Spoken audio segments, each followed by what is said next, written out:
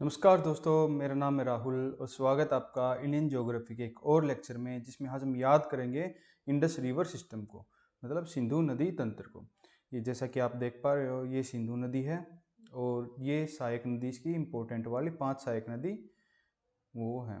तो आज हम पढ़ेंगे कि ये पंचनद क्या होता है, पंचनद किसे कहते हैं, पंजाब को पंजाब क्यों कहा जाता था, इंडस की सहायक नदी कौन सी हैं, इंडस रिवर क्यों इंपॉर्टेंट है। पहले तो हम ये देख लेते हैं, क्योंकि इंडस पर भारत का जो नाम पड़ा है इंडिया, वो इसी नदी के नाम पर पड़ा है, जिसको सिंधु कहते थे और पारसी लोग इसको हिंदू हिंदू कहते थे। तो उसी के नाम पर भारत का नाम हिंदुस्तान या फिर इंडिया पड़ा है। तो जो इंडिया नाम है वो इंडस रिवर के नाम पर ही है।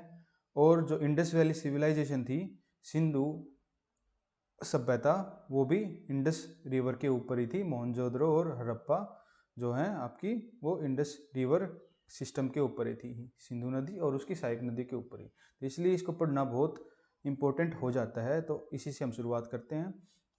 इस रिवर से किस टाइप के क्वेश्चन आते हैं वो एक बार मैं आपको बता देता हूँ। इससे क्वेश्चन आते हैं कि यह कौन से राज्य में बहती है, कौन से स्टेट्स में कौन सी नदी कौन से स्टेट में बहती है और कौन से में नहीं बहती है, ये पूछा जाता है।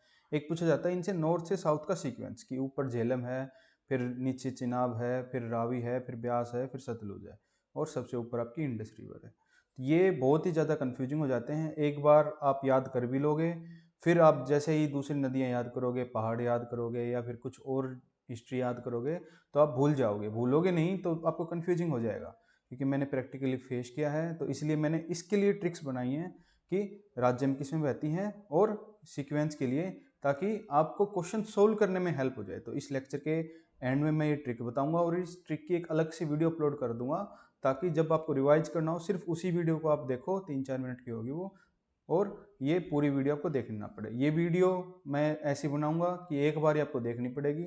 एक बार आप इसको लास्ट तक देखिए, याद करिए, फिर लास्ट में एक बार खुद से मैप में ड्रॉ करिए, ब्लैंक पेज पे ड्रॉ कर लीजिए, कैसे भी ड्रॉ कर लीजिए, मैप नहीं है तो। और फिर आपको मैं गारंटी देता हूँ कि इंडस रिवर के आपके कोई भी पर्सन कोई गलत करवा ही नहीं सकता। तो आइए बिना किसी विलंब के साथ शुरुआत की जाए। इंडस रिवर सिस्टम में जो सबसे पहली नदी है इंडस, सिंधु नदी, उसी को पहले हम देख लेते हैं। सिंधु नदी है, ये हमने जो कैलाश पर्वत पढ़ा था, माउंट कैलाश, ये किसका पार्ट है, ये है आपका ट्रांस हिमालय का पार्ट। ये हमने ऑलरेडी हिमालय वाले लेक्चर में पढ़ लिया है। लद्दाख जास्कर रेंज भी हमने हिमालय वाले लेक्चर में पढ़ी थी। तो ये 3 रेंज थी ट्रांस हिमालय की, काराकोरम, लद्दाख, जास्कर। लद्दाख और जास्कर के बीच से ही ये आपकी सिंधु नदी बहती है। ये शुरुआत कहाँ से होती है इसकी, कैलाश पर्वत पर एक ग्लेशियर है। ग्लेशियर है किस नाम का, बोखार चू नाम का एक ग्लेशियर है।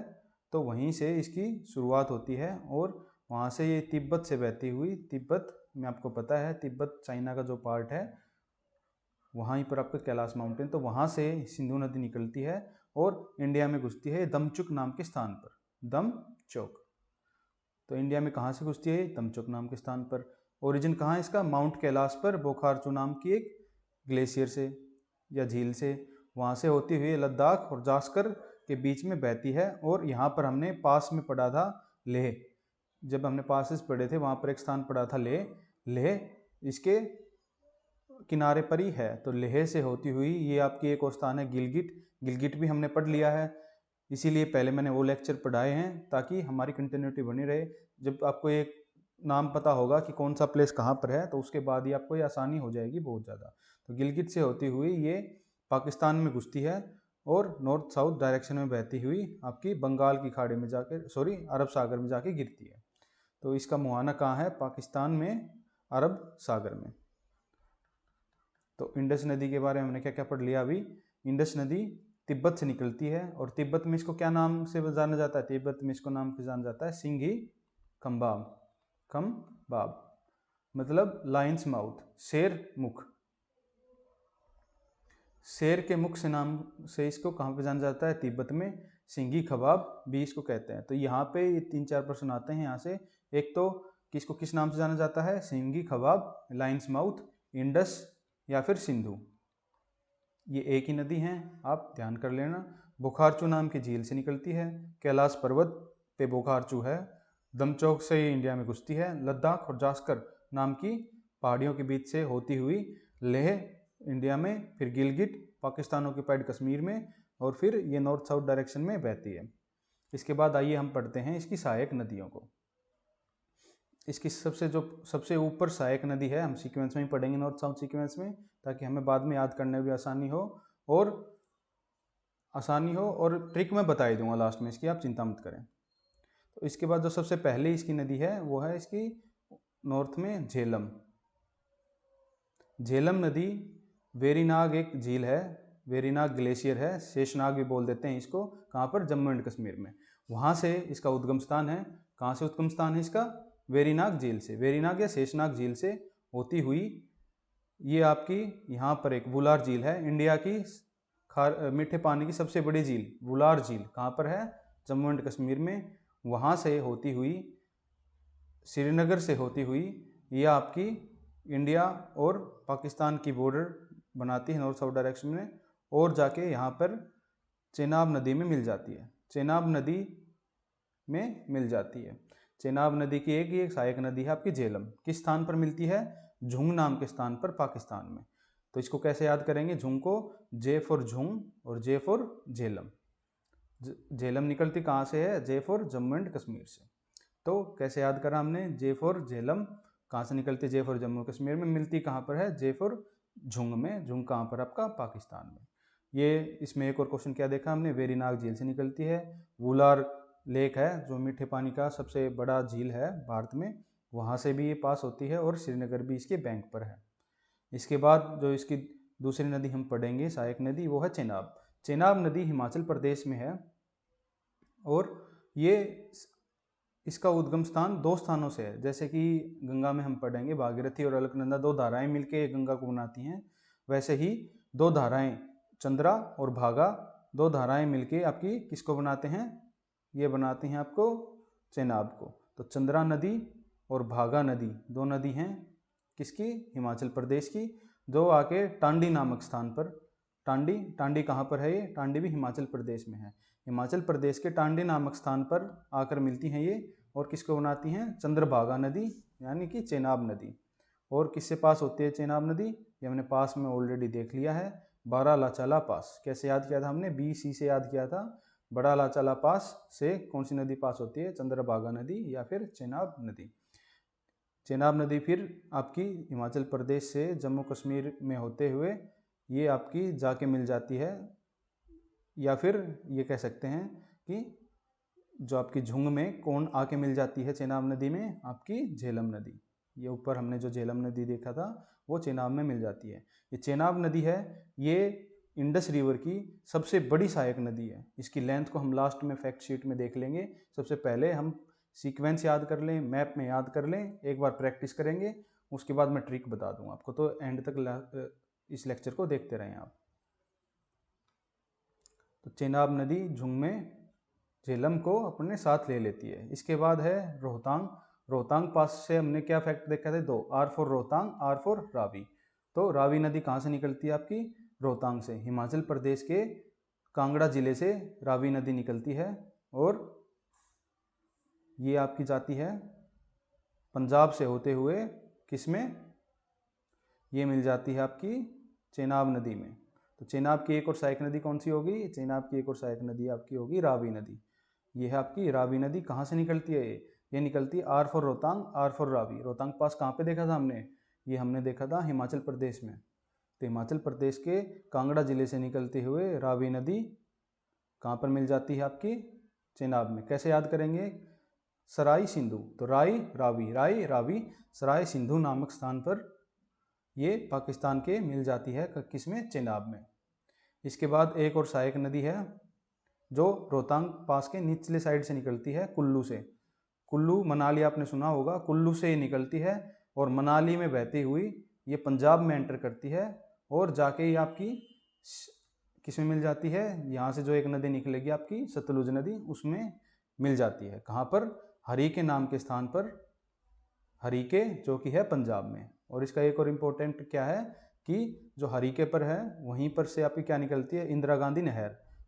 जो सिंचाई के लिए जो इस्तेमाल करते हैं इंदिरा गांधी नहर को, वो कहाँ से निकलती है? वो आपकी निकलती है, बताओ, वो निकलती है आपकी हरिके नामक स्थान से। कहाँ से? रावी नदी और सतलुज नदी के संगम पर। एक और इसमें जो रावी नदी पर एक महाराणा प्रताप झील है, डैम है, जिसके कारण एक झील बन गई है। तो क्या? महाराणा प्रताप सागर। क्या बोलते हैं उसको? महाराणा प्रताप सागर। राणा प्रताप सागर नहीं देखिएगा आप, राणा प्रताप डैम है वो कहाँ पर है? आपका राजस्थान में है। और महाराणा प्रताप डैम किस पे है? महाराणा प्रताप है आपका महाराणा प्रताप सागर किस पे? ब्यास नदी पे। किस नदी पे? ब्यास नदी पे। अकेली कौन सी नदी है जो किसी दूसरे देश में नहीं जाती है? वो है ब्यास नदी। इंडिया से ही निकल के इंडिया में ही सतलुज नदी में मिल जाती है, पंजाब में। तो ये भी क्वेश्चन आ जाता है, आप ध्यान रखिएगा। अब सतलुज के बारे में देख लेते हैं। सतलुज, हमने इंडस नदी क्या देखी थी? बोखारचू नामक झील से निकली थी और ऊपर की साइड बह रही थी। तो पर जो सतलुज नदी है वही कैलाश पर्वत पर एक और झील है, राक्षसताल, राक्षसताल भी बोल देते हैं इसको, वहाँ से निकलती है। ये ईस्ट वेस्ट डायरेक्शन में बहती हुई इंडिया में एंटर करती है शिपकिला पास से। ये पास भी हमने देख लिया है, ये भी हमने देख लिया था कि यहाँ सतलुज नदी निकलती है। और याद कैसे किया था इसको? S for Sutlej, S for Shipki La.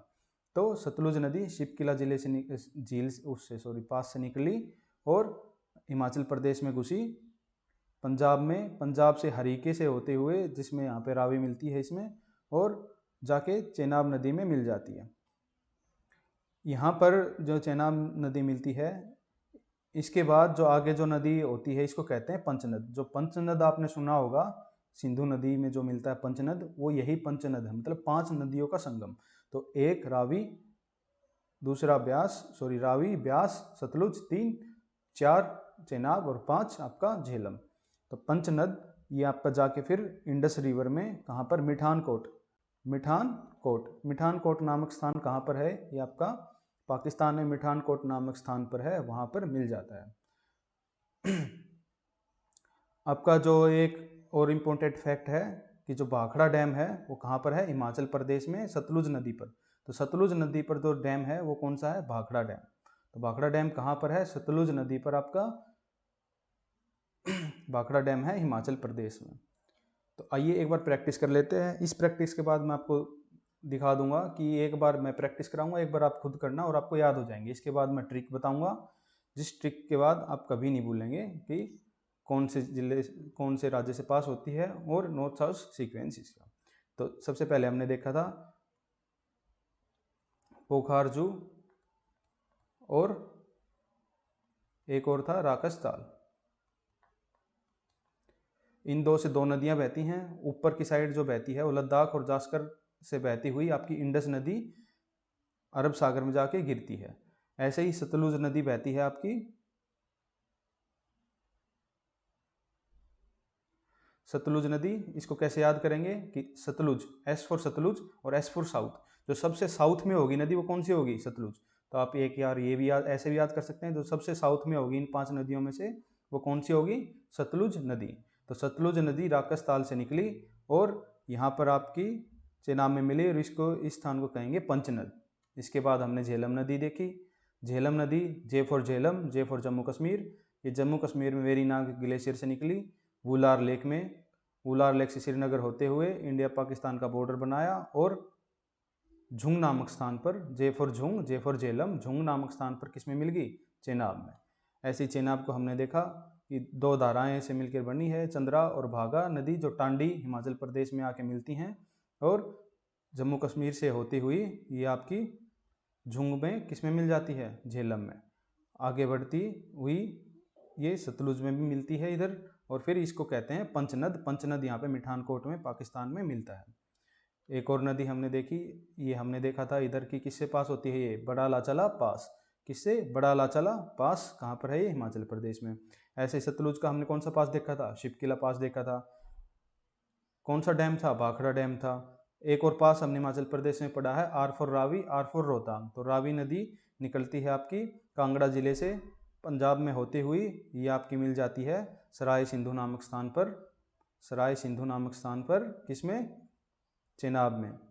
ऐसे ही ब्यास नदी, जो हिमाचल प्रदेश के कुल्लू मनाली से होते हुए महाराणा प्रताप सागर डैम से होते हुए हरीके नामक स्थान पर, जिसमें आपकी इंदिरा गांधी नहर है, उसमें जाकर बहती है। तो ये आपका सिंधु नदी तंत्र है। इसको एक बार हम देख लेते हैं कि याद कैसे करें। ट्रिक्स बता देता हूँ मैं इसकी एक बार इसको, कि कौन से स्टेट वाले नॉर्थ सीक्वेंस की। फिर जो दूसरी जो लेस इंपॉर्टेंट सहायक नदी हैं जैसे कि गिलगिट, जास्कर, श्योक, उनको हम देख लेंगे सिंधु नदी की। ये इंपॉर्टेंट हैं, इनसे ही ज़्यादातर क्वेश्चन आते हैं। तो क्या क्वेश्चन आते हैं उनको मैं एक बार बता देता हूँ आपको। तो इनको जो एक क्वेश्चन आता है कि कौन से स्टेट से बहती है कौन से नहीं। हमने नदी पढ़ी ली कि कौन सी, ऊपर आपकी इंडस, इंडस के बाद ये झेलम, चेनाब, रावी, ब्यास, सतलुज। ये इधर नहीं है, आप देख लेना एक बार ध्यान से। तो इसको कैसे याद करेंगे, ऊपर स्टेट कौन सा है, जम्मू एंड कश्मीर। तो जम्मू एंड कश्मीर को हम कैसे याद कर सकते हैं, कैसे लिख सकते हैं बताइए। जम्मू कश्मीर को हम लिख सकते हैं जे और सी के अगर हमने एक डंडा मार दिया तो वो के बन जाएगा। तो कैसे, जे सी के डंडा, जे सी के डंडा। तो J for Jhelum, C for Chenab, और चेनाब के हमने मार दिया एक डंडा, तो ये हो गया जम्मू कश्मीर। तो जम्मू एंड कश्मीर में कौन सी नदी बहेगी, जम्मू एंड कश्मीर में बहेगी दो नदी, जे के, झेलम और चेनाब। ऐसे ही फिर हम नीचे आएंगे तो नीचे पाकिस्तान में तीन नदियां बहती हैं, रावी, ब्यास और सतलुज। किसमें बहती हैं ये, पंजाब में। पंजाब किससे या अलग हुआ है आपका, पाकिस्तान से। पाकिस्तान से अलग हुआ था तब क्या हुआ था, बहुत ज़्यादा खून खराब हुआ था। और खून में क्या होता है, रेड ब्लड सेल्स होते हैं। क्या होता है खून में, रेड ब्लड सेल्स। तो यही सीक्वेंस है आपका किसका, नदियों का। R for Ravi, B for Beas और सी फॉर सतलुज। सतलुज को हमने वैसे भी याद किया था कि सबसे साउथ में सबसे लास्ट में कौन सी है, सतलुज। तो जो कन्फ्यूजन होता है वो इन दो नदियों में होता है, इनको हम याद करेंगे रेड ब्लड सेल से। तो रावी, फिर ब्यास और फिर आपकी C for Sutlej, C for Sutlej. तो पांच नदी हमने याद कर ली हैं, जे के से, जम्मू कश्मीर से और आर बी सी से। तो ये आपका सीक्वेंस हो गया नॉर्थ साउथ सीक्वेंस का।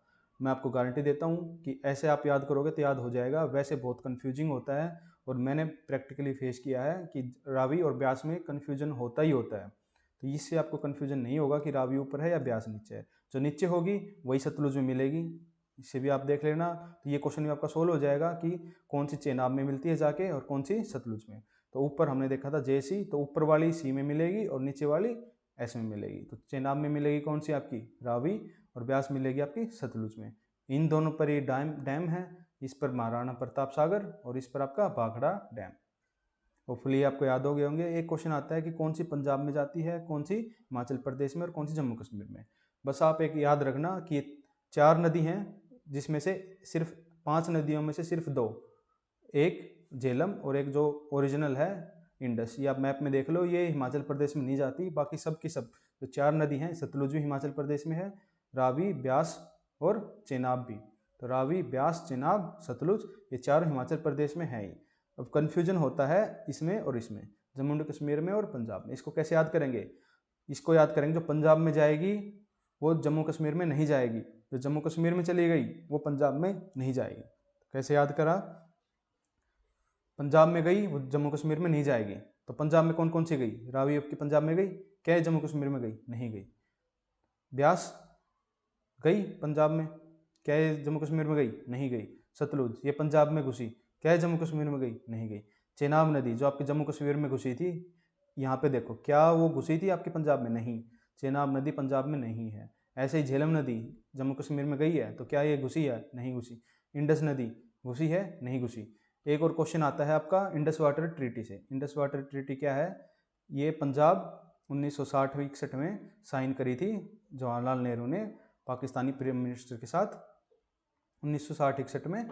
इंडस वाटर की जो पांच नदी हैं, छह नदी हैं मान के चलो, इसमें इसका पानी यूज करने के लिए। तो इसमें क्या ट्रीटी हुई थी कि ऊपर वाली जो तीन नदी हैं, ऊपर वाली तीन नदी हमने कैसे पढ़ा, जे के, सी के डंडा और आर बी सी।